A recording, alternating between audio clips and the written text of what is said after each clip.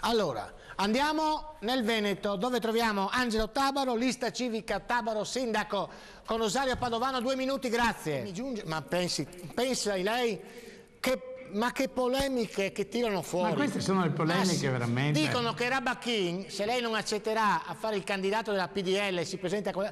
vanno a riesumere... Rabachin, già sindaco di Portogruaro, già della sinistra, è uscito dal PD perché non accettava appunto, e allora il PDL è pronto a dargli la poltrona perché lui potrebbe essere il candidato del PDL.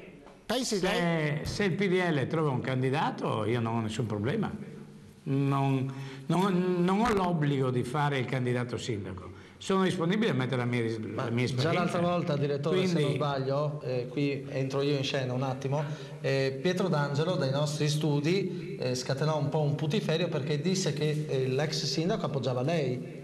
Sì, beh, ma mi pare che a livello comunale alcuni amici vicini all'ex sindaco erano, a parte D'Angelo che era all'interno della lista civica, ma c'erano anche degli amici che hanno appoggiato me. Ma come hanno appoggiato me alcuni amici che gravitano in area di centro-sinistra, e come hanno appoggiato non me ma l'altro candidato alcuni che magari gravitavano nell'area di centro-sinistra. Staremo a vedere. Lei tenga duro. C'è questa situazione.